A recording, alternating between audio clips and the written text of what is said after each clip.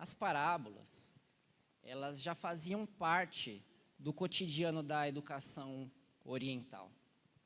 Especialmente os judeus, eles tinham essa cultura do ensino através de histórias. Então, isso difere bastante da educação ocidental, onde preza-se muito mais por uma racionalidade e por um ensino direto. Já o ensino oriental, ele é um pouco diferente. Ele faz um caminho que para nós parece um caminho um pouco mais longo. Então, as histórias em si, são uma ferramenta muito utilizada na educação oriental, em especial na educação judia. Então, por exemplo, existem os escritos judeus, como por exemplo o Midrash, que são documentos que são compilações dos ensinos rabínicos, onde muitas vezes para explicar histórias, em especial do Antigo Testamento, contam-se outras histórias, contam-se outras parábolas, para ajudar a entender o sentido do que aquela história quis dizer. Então, envolve ali um trabalho da pessoa de tentar pescar um significado por dentro daquela história. Mas Jesus levou as parábolas para um outro patamar dentro da educação do povo. Ou seja, eles já tinham por hábito o aprender através de histórias, mas Jesus leva para um outro lugar essas parábolas. Por quê? Porque imagina, nós somos imperfeitos. Todas as histórias que nós contarmos sobre quaisquer coisas serão histórias imperfeitas, concorda? Então, só Jesus poderia contar histórias que fossem perfeitas. Por quê? Porque só quem criou a vida poderia, de fato, criar histórias que a interpretasse corretamente. Por isso que as parábolas são histórias perfeitas. Então, pelo fato delas serem histórias perfeitas, pelo fato delas interpretarem corretamente o que a vida significa, elas podem nos mostrar ainda hoje o que de fato é praticar a vida no reino. Elas são um convite sobre como viver. Elas são um ensino sobre como viver. E é por isso que as parábolas, elas não envelhecem. É por isso que elas não perdem a validade. E por isso que elas são atemporais. E ainda que elas tratassem essencialmente da questão do cotidiano daquelas pessoas, que envolvesse muito a cultura judaica da época, mesmo assim, elas são transculturais. Elas ultrapassam qualquer limitação da vida daquelas pessoas naquela sociedade, naquele tempo, e se aplicam a qualquer sociedade, em qualquer contexto, em qualquer tempo. Então, uma coisa muito legal sobre as parábolas de Jesus é que elas eram um paradoxo. Elas eram simples o suficiente para que uma pessoa simples, uma pessoa humilde, conseguisse entender, por mais humilde que fosse, e ao mesmo tempo elas eram enigmáticas o suficiente para confundir quem ouvisse de má vontade. E isso não foi um acidente, isso foi proposital. Então eu queria tratar sobre esse ponto com vocês, sobre o viés e as parábolas. O que é um viés? Viés é uma tendência, é uma inclinação natural nossa a alguma opinião, a algum assunto. E muitas vezes essa tendência, que boa parte das vezes é inconsciente, distorce a nossa forma de perceber as coisas e a nossa forma de julgar as coisas. Então existem vários tipos de vieses, são chamados de vieses cognitivos. Então ele pode ser, por exemplo, um viés de confirmação, quando você só aceita o que reforça o que você já pensa. Por exemplo, eu gosto de assistir determinado telejornal. Eu acesso determinado site. É dali que eu leio minhas notícias. Por quê? Porque ele não é enviesado. Porque ele não é inclinado à opinião A ou B. Não é de esquerda, não é de direita. Esse aqui é neutro. Por isso que eu assisto esse. E a mesma coisa é o que acha o seu vizinho, o vizinho dele e o vizinho do outro. Só que cada um vê uma coisa, porque cada um tem a sua bolha.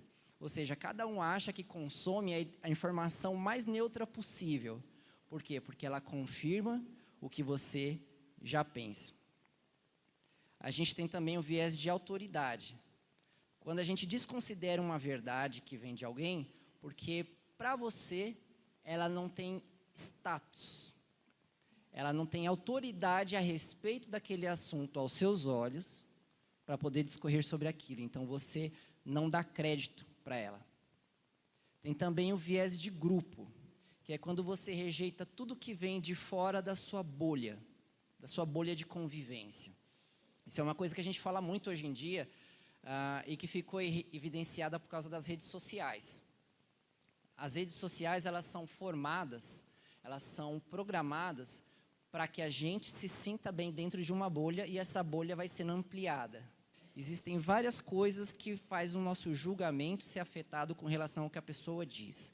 Então, na verdade, quando nós temos uma visão enviesada, nós não estamos ouvindo o que a pessoa está dizendo.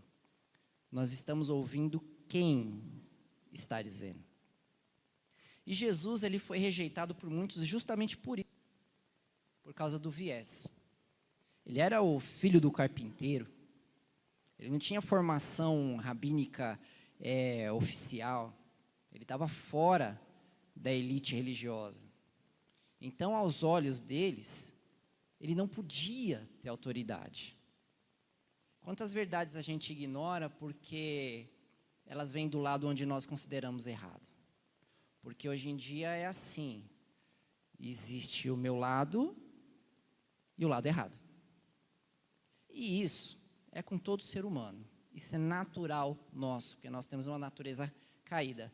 Mas como cristãos, nós somos chamados a pensar se os nossos ouvidos estão muito viciados, estão sendo enviesados, porque muitas vezes a gente pode estar agindo igualzinho rejeitaram a Jesus por causa da visão contaminada que eles tinham. Eu queria ler com vocês Lucas 17. Quem pode ler Lucas 17, 20 e 21? Temos algum voluntário bonitão aí? Temos microfone? Se for difícil, eu posso ler aqui.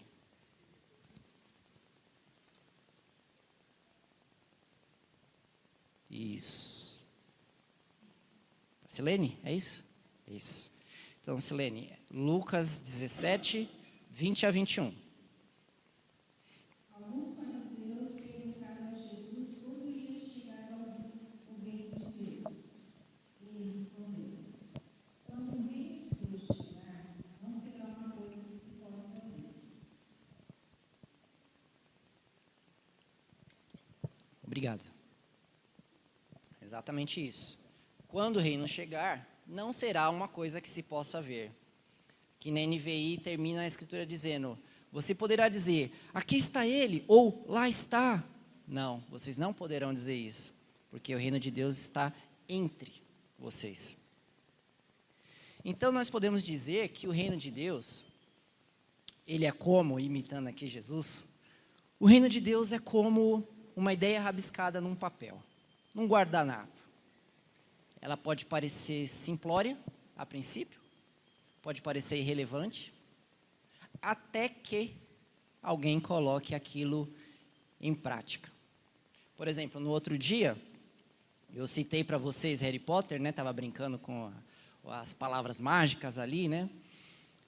Uma vez eu assisti um documentário sobre a vida da autora do Harry Potter. E é muito interessante porque, assim, ela começou a escrever o livro, ela teve a ideia para o livro numa viagem de trem. E tudo que ela tinha ali para anotar a ideia dela era um guardanapo. E ela escreveu em alguns guardanapos as primeiras linhas gerais do que viria a ser aquela história. Um guardanapo de centavos. Hoje, vocês têm uma ideia de quanto vale a marca Harry Potter? Alguém chuta algum número aleatório aí? 30 bilhões. 30 bilhões numa ideia começada num guardanapo. Então, o reino dos céus é como uma ideia que começa num guardanapo. É como uma faísca que surge no nosso coração. Um desejo, um pensamento, uma lembrança, uma conversa, alguma coisa que começa a mexer com você, como uma pequena faísca que quer crescer no nosso interior. Só que para essa faísca crescer, ela precisa do quê? Do que a faísca precisa para pegar fogo? O que o fogo precisa para se alastrar? Como? Soprar? Isso. Por quê? Quando a gente sopra, o que a gente fornece para o fogo? Oxigênio. O fogo, para se alastrar, precisa de oxigênio. Qual seria o oxigênio que essa faísca precisa do nosso coração para se alastrar, para o reino de Deus acontecer na nossa vida? Queria ler com alguém Marcos 1:15. Quem pode ler Marcos 1:15? A Gade aqui.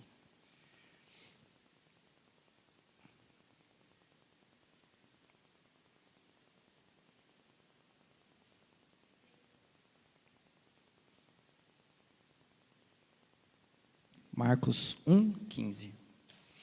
E dizendo, completou-se o tempo, e o reino de Deus está próximo. Arrependei-vos e crede no Evangelho. Isso, obrigado. Arrependam-se e creiam no Evangelho. Arrependimento.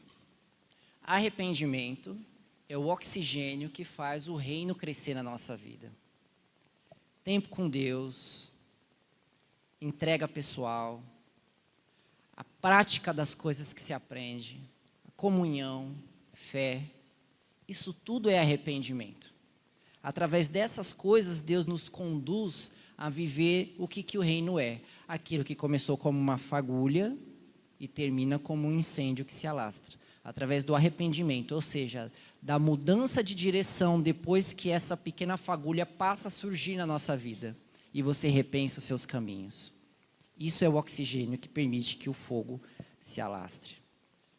Então, como cristãos, nós somos chamados a reconhecer esses pequenos começos na nossa vida. Em vez de a gente desprezá-los, a gente precisa alimentá-los. Quantas vezes a gente já não teve ideias que provavelmente Deus estava ali colocando no nosso coração, ideias sobre como servi-lo de uma forma diferente, ideias de coisas que você podia fazer para se aproximar mais de Deus, ideias que você sabe que iam mudar o seu rumo, mas que talvez naquele momento você disse, isso não parece tão relevante, isso não parece tão importante. Você não deu muita trela para aquela ideia, para aquele pensamento, e aí deixou aquilo apagar. Quantas vezes eu não tenho ideias de fazer isso, fazer aquilo, participar não sei do quê, e eu, não, acho que não.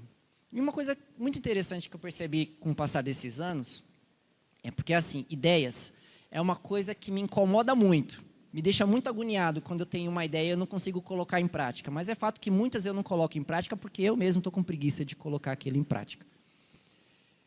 Por exemplo, uma época, eu pensei em tentar aprender Libras para trabalhar com surdo-mudos.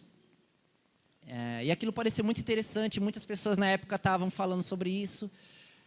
Eu até fui em uma reunião, mas acabei deixando meio que para lá.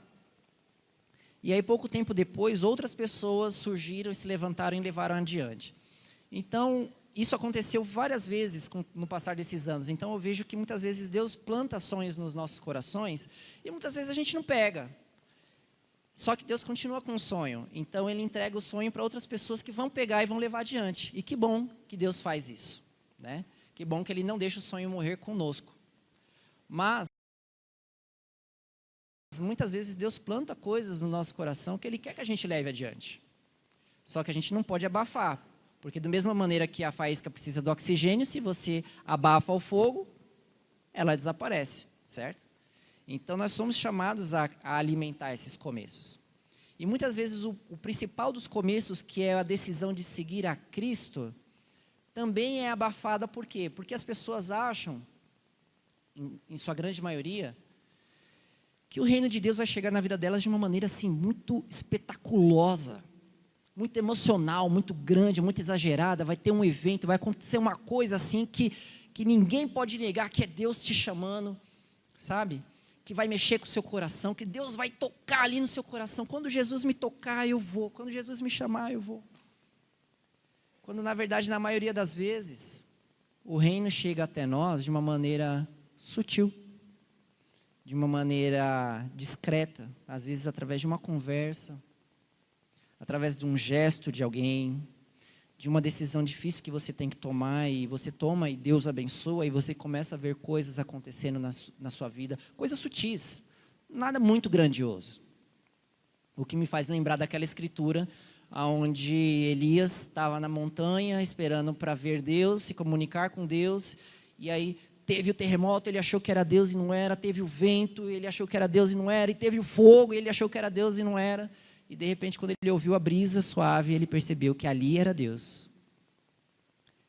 E muitas vezes é assim que Deus vai chegar na nossa vida. Muitas vezes é assim que o reino vai chegar na nossa vida. Você espera algo muito grande, deixando as coisas pequenas passarem. Isso também se aplica às pessoas ao nosso redor. Quando nós olhamos para a vida delas e nós achamos que Deus só vai aparecer na vida daquela pessoa depois de uma coisa muito grande. Que as coisas pequenas vão ser irrelevantes. E muitas vezes você pode ser o melhor veículo para fornecer aquelas coisinhas pequenas. Que de pequeno não tem nada, né? Então Jesus falava por parábolas, porque o reino ele é espiritual, mas ele também é muito concreto, mostrando que o divino está muito mais perto da gente, da nossa vida cotidiana, ordinária, no sentido das coisas que seguem a ordem comum do dia a dia, do que a gente imagina. Então a pergunta é, a gente vai deixar essa semente crescer na nossa vida? A gente vai deixar esse fermento tomar conta? Porque assim, o fermento que Deus joga na nossa vida para nos chamar a segui-lo é só o primeiro. Mas ele continua salpicando ali, dia após dia, várias coisas na nossa vida para nos levar não só à salvação, mas também ao crescimento. Ele fica lá. A questão é, você vai limpar sempre que o fermento cair? Ai não, misericórdia, não quero crescer não. Ou você vai pegar e juntar e deixar a massa crescer. Esse é o chamado para nós. Amém? Vamos prosseguir então, deixa eu ver se estou na escritura certa, 13:44, isso. Então eu leio 44 e eu leio o par, vocês o ímpar. O reino dos céus é como um tesouro escondido em um campo. Certo homem, tendo-o encontrado, escondeu de novo, e então, cheio de alegria, foi, vendeu tudo o que tinha e comprou aquele campo.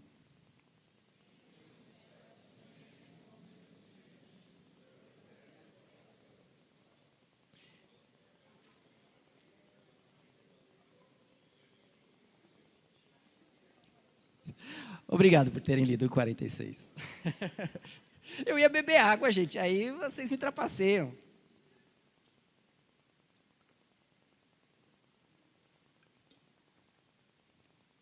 Exatamente, o reino dos céus também é como um negociante que procura pérolas preciosas. Encontrando uma pérola de grande valor, foi e vendeu tudo do que tinha e a comprou. Então, terceiro ponto, o tesouro escondido e a pérola preciosa.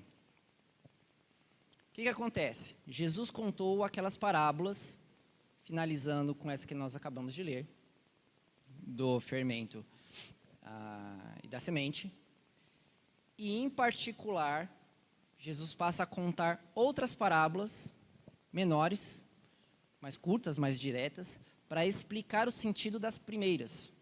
Então, aqui são parábolas onde Jesus já está trazendo uma conversa particular com seus discípulos. Então, nos tempos de Jesus, e muito antes também, era bem comum essa história do tesouro enterrado. Era um tipo de banco, era um banco rudimentar. Então, as pessoas, elas seguiam guardando seus tesouros, e até pouco tempo atrás as pessoas ainda guardavam ali embaixo do colchão, né? Então, fazia muito sentido que quando alguém encontrasse um tesouro, um valor guardado, ou alguma coisa que serviria para a garantia do futuro da família, ela comprasse o terreno. Por quê? Porque se ela comprasse o terreno, ela teria a posse legal daquele tesouro. Já se ela simplesmente pegasse o tesouro que ela encontrou e fosse embora, o que ela seria? Um ladrão. Ela ia arranjar problema em vez de solução. Então, faria muito sentido que ela pagasse pelo terreno, abrisse mão de tudo que tinha para comprar aquele chão, porque ela sabia que embaixo daquele chão tinha muito mais do que ela tinha gastado. Então, a ideia central é clara: renunciar a tudo que você tem em prol de uma coisa que tem um valor infinitamente maior. E hoje a gente também faz isso, só que de outras formas. Por exemplo, pessoas se dedicam anos a uma faculdade, gasta tempo, gasta dinheiro, investe energia física, saúde, em prol do quê? De vislumbrar que num futuro próximo, dali a alguns poucos anos, aquele estudo seu vai te trazer um retorno material, mas também um retorno de realização profissional, né? Tudo com base na expectativa de uma recompensa futura. Até o apostador do tigrinho, até o apostador da Mega Sena, também faz isso. Por quê? Porque ele está despendendo de um valor que ele tem, e às vezes até que não tem, porque ele está vislumbrando que ele vai ter a possibilidade de uma recompensa futura. Ou será que tem alguém em sã consciência, será que eu ainda posso chamar alguém nesse nível de consciência sã? Apostar sem achar, sem ter a certeza absoluta que vai ganhar. Deixa eu ver se eu consigo ler um negócio aqui para vocês, que eu esbarrei essa semana, achei interessante. Deixa eu ver se eu acho aqui rapidinho. Ó, saiu no jornal essa semana, no Globo. Potenciais estudantes estão deixando de cursar o ensino superior por comprometerem sua renda com apostas online. De acordo com o levantamento feito pela Associação Brasileira de Mantenedoras do Ensino Superior, 34% dos jovens brasileiros entre 18 e 35 anos que começariam uma graduação em 2025 precisaram adiar os planos por gastarem seu dinheiro com bets e plataformas de cassino virtual, como o jogo do Tigrinho. São 986 mil pessoas que não ingressaram no ensino superior, representando um obstáculo significativo para a educação no Brasil e blá, blá, blá, blá, blá, blá, blá, blá, blá. 34, gente, vocês têm noção do que é isso?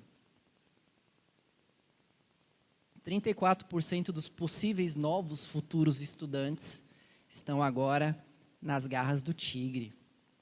Por quê? Porque eles acreditam e juram de pé junto que uma hora vai valer a pena. Que uma hora a sorte vai sorrir para eles. E ela já está sorrindo, só que é da cara deles e eles não estão percebendo. Mas a lógica é essa. Vale a pena sacrifício se a recompensa for certa. Só que no reino de Deus a recompensa sempre é garantida e sempre é infinitamente maior. Queria ler aqui para vocês Filipenses 3, 7 a 8, que diz o seguinte: contudo que para mim era lucro, passei a considerar como perda por causa de Cristo. Mais do que isso, considero tudo como perda, comparado com a suprema grandeza do conhecimento de Cristo Jesus, o meu Senhor, por quem perdi todas as coisas. Eu as considero como esterco para poder ganhar a Cristo. Palavras de Paulo. Tudo que eu tenho não vale nada comparado com tudo que eu terei por causa do reino de Deus. Porque o reino de Deus é o único investimento que nunca falha.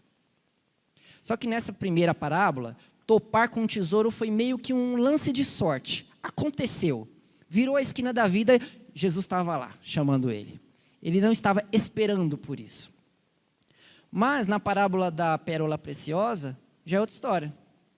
A gente vê um homem que vende tudo o que tinha para comprar aquela pérola de grande valor. Só que tem uma coisa nessa história diferente da primeira. O personagem estava em busca. Uma longa busca. Ele estava pesquisando, ele estava procurando, até que achou uma que realmente valia a pena, e ele foi e vendeu para possuir o que era mais valioso.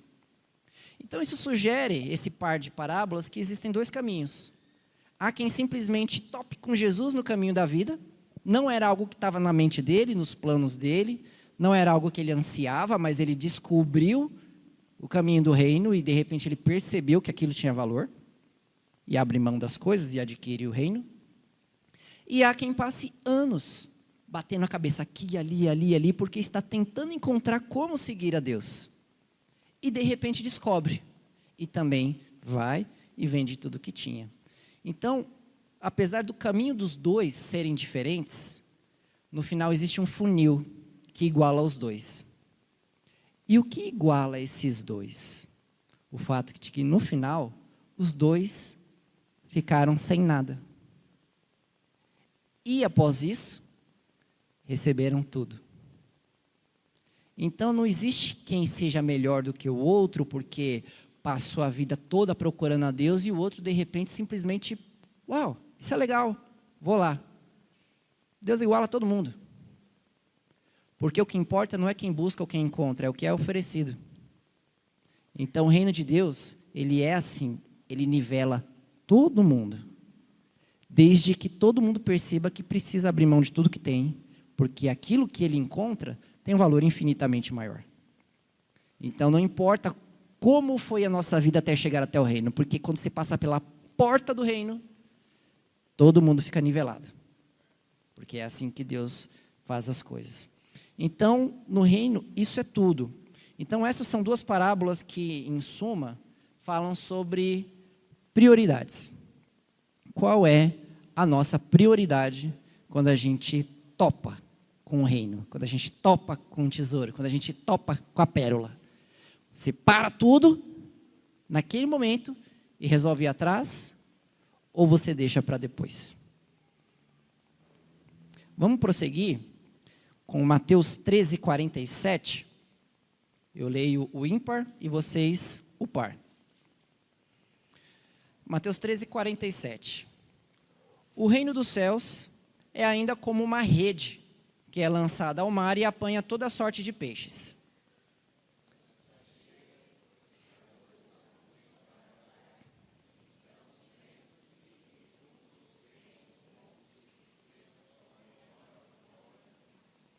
Assim acontecerá no fim dessa era. Os anjos virão, separarão os perversos dos justos.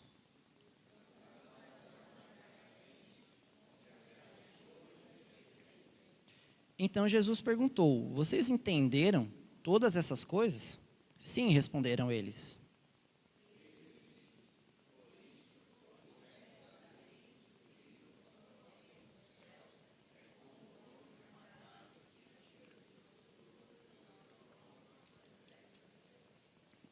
Exatamente. Aqui, se colocando como esse dono de casa que tira do seu tesouro coisas novas e coisas velhas, trazendo velhas histórias e novas histórias do seu tesouro, Jesus explica para os seus discípulos como que uma rede de pesca, ela se assemelha ao juízo final. Então a parábola da rede, ela faz um eco com a parábola do joio, que a gente estudou semana passada. Porque ambas apontam para o juízo final. Então Jesus revela que até o fim, o reino vai ser um lugar misto. Vai ter os que são verdadeiramente servos de Deus e vai ter aqueles que só parecem. E a gente viu no vídeo falando sobre o joio o quanto que os dois são parecidos, não é? Para a gente que é leigo é indistinguível. A gente não consegue dizer, né, quem é e quem não é. Mas vai chegar o dia onde Deus, como um pescador que separa os peixes bons dos peixes ruins, vai fazer a distinção final. E essa decisão só cabe a Ele. De separar o que fica e o que vai. É interessante porque esses dias, lá em casa, tinha uma planta enorme que eu estava cultivando ali uns 2 anos já, e eu percebi que ela começou a ficar esquisita, começou a ficar seca e tal. Aí o que está acontecendo com essa planta? Será que tem algum bicho comendo essa planta, né? E aí começou a sumir as plantinhas dela. E aí, um dia, olhando bem atentamente, eu falei, essa planta está sendo comida. Tinha até uns cocôzinhos assim, perto. Assim. Eu falei, será que é uma lagartixa? A lagartixa come planta? Aí, todo o meu conhecimento de biologia foi por água abaixo, né? Porque eu percebi que é uma tragédia. Mas, enfim, encontramos. Era uma lagarta que estava lá. Só que eu tinha visto essa lagarta 2 dias antes e achei que era um pedaço da planta. Porque ela parecia muito com a planta. Aí, a Samara viu ela se mexendo. E aí eu olhei com atenção e eu fiquei abismado, porque ela era exatamente igual aos caules da planta, do pedacinho onde ela estava, como se fosse um camaleão, né? E aí eu cortei aquele pedaço. Mas depois que eu cortei, ela ficou completamente imóvel, como se fosse um galho. E eu falei, será que eu cortei certo? Não é possível que eu cortei com a tesoura e ela desapareceu, como se fosse mágica, né? E aí eu deixei em cima da máquina de lavar ali, para ver se acontecia alguma coisa. Eu voltei meia hora depois e ela continuava ali, imóvel. Só quando eu joguei no lixo, que eu vi ela se mexendo. Ela estava lutando para sobreviver, imitando a planta que ela estava comendo. E eu quase não jogo fora, porque eu achei que a lagarta era uma planta. E ela estava matando toda a planta e eu tive que jogar a planta toda fora, porque a planta morreu, por causa da lagarta que estava lá se camuflando. Às vezes é isso que a gente está presenciando no reino. Até o final, o reino vai ser um lugar misturado. Vai ser um lugar onde existe o peixe bom e o peixe ruim. Onde existe o joio e o trigo. Mas Deus vai fazer a distinção porque Ele conhece o coração de cada um. Cabe a Ele decidir. Só que isso não isenta a gente da responsabilidade de zelar pela integridade da igreja. Por exemplo, alguém pode ler 1 Coríntios 5, do 11 ao 13? 1 Coríntios 5, do 11 ao 13.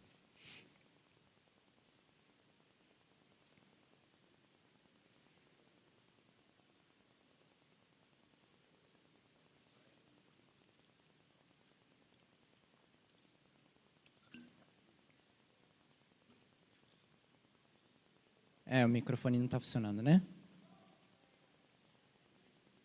Não? Aí. É aqui. Mas agora escreva vocês que não devem se associar a ninguém que, afirmando ser irmão, seja imoral, avarento, idólatra, caluniador, alcoólatra ou ladrão.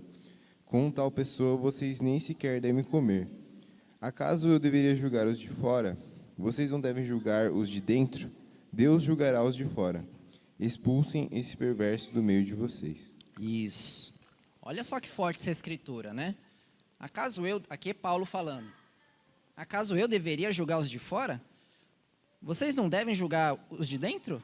Deus julgará os de fora. Então, existe uma dupla responsabilidade aqui. Zelar pela igreja, separar o que é certo do que é errado, porém, só Deus vê o coração e julga com perfeição. Ninguém vai conseguir enganá-lo. Então, nós precisamos fazer a nossa parte para zelar internamente pelo reino, mas o nosso julgamento não é perfeito. A gente vai deixar passar muita coisa. E vamos injustamente acusar muita gente de coisas que elas não estão erradas. Porque nós somos imperfeitos. Mas, no final, Deus vai fazer a distinção justa e perfeita. A nós, cabe viver como trigo, não como joio. Como um peixe bom, não como um peixe descartável. A colheita final vai ser feita pelas mãos do próprio Deus, que é o juiz justo e infalível. Apocalipse 20, do 12 ao 13, fala isso. Eu vou ler aqui para vocês, para a gente ser um pouquinho mais breve, mas diz assim: vi também os mortos, grandes e pequenos, em pé diante do trono, e livros foram abertos. Outro livro foi aberto, o livro da vida. Os mortos foram julgados de acordo com o que tinham feito, segundo o que estava escrito nos livros. O mar entregou os mortos que nele havia, e a morte e o Hades entregaram os mortos que nele havia, e cada um foi julgado de acordo com o que tinha feito. Então, que nós vivamos com temor e integridade, não só com aparência de piedade, como a lagarta que estava tentando me enganar e conseguiu. Vamos ser honestos, a lagarta conseguiu me enganar, mas com o coração rendido por um rei que conhece todas as coisas. Então é assim que Jesus finaliza as parábolas do reino. Então, em resumo, as 7 parábolas que nós temos aqui, que são as parábolas do reino. Parábola do semeador. Nem todos respondem ao reino da mesma forma. Parábola do joio e do trigo. Há mistura no mundo até o juízo final. Parábolas do grão de mostarda e do fermento. O reino começa pequeno, mas cresce de forma poderosa e abrangente. O tesouro escondido e a pérola. Vale tudo para entrar no reino. E parábola da rede cheia, a separação final entre bons e maus. Então, em resumo, são essas 7 parábolas onde Jesus explicita o que o reino é. Então, exercício. Em resumo, o que eu queria deixar para vocês? Busque considerar perspectivas diferentes da sua, combatendo o viés. Olhe em especial se existe na sua vida alguma verdade espiritual que parece especialmente difícil de aceitar quando outras pessoas dizem. Será que você já não tem uma opinião formada e cristalizada sobre aquele assunto que não deixa você estar disposto nem a verificar se aquilo faz sentido? Será que de repente alguém fora do seu meio, do nosso meio aqui, da nossa igreja, está te apontando para algo que você não quer ouvir só porque não anda conosco? Alimente os pequenos começos que Deus plantar em seu coração. Talvez Deus esteja te chamando hoje para alguma coisa. Talvez Ele esteja te chamando para algo e você esteja sufocando esse grão de mostarda, esse fermento, por achar que aquilo não é tão importante agora. Ou talvez é para o futuro. Ou talvez nem seja para você. Então verifica. Alimenta os pequenos começos que Deus plantar em seu coração. E só você sabe o que é. Priorize o reino. O que você estaria disposto a abrir mão agora para priorizar a Deus e conseguir a grande pérola que Deus quer colocar diante de você? Seja na sua busca por entender como seguir a Deus, ou seja na sua busca sobre como continuar vivendo para Deus em direção a se tornar mais parecido com Jesus. Porque lembra, você pode ter 20, 30, 40, 50 anos na sua caminhada com Jesus, mas ela só acaba depois do seu último suspiro. Até lá, é crescer, é trabalhar e é viver o que Deus tem de melhor para a gente. Mas a vida é guerra, a vida é luta e é todo dia. E por último, seja um bom peixe. Observe se essa expectativa do juízo final para você é mais assustadora do que animadora. Porque talvez a maneira de você perceber isso é a maneira que vai influenciar como você vai viver a sua vida. Se isso vai te estimular a ser um bom peixe, ou se você vai viver com medo, tentando agradar a Deus, para Ele achar que você é um bom peixe. Então analisa, o juízo final me dá arrepio ou me dá alegria? É um desafio pensar nisso, não? Então, isso pode determinar se você vai ser um bom peixe, ou o peixe que vai ser descartado, se vai ser o joio, ou se no final das contas vai ser o trigo. Então, que todos nós possamos ser encontrados como trigo e como um bom peixe. Amém? Então, vamos orar juntos. Senhor Deus, muito obrigado pelos escritos que o Senhor deixou para a nossa vida. Obrigado por nos conduzir, Deus, nesse conhecimento que para nós, às vezes, parece tão inacessível e o Senhor explica em palavras simples. Obrigado porque aquele que tem o coração disposto, o Senhor sempre ensina. Que o Senhor nos conduza, Deus, ao crescimento em todas essas áreas. Nos ajuda a entender que o reino é algo que deve moldar a nossa vida, as nossas prioridades, os nossos relacionamentos. Por favor, Pai, o Senhor nos ajude a alcançar essa vida de maneira prática, para que o Senhor se agrade de nós, Deus. E no final das contas, nós possamos estar vivendo junto com o Senhor.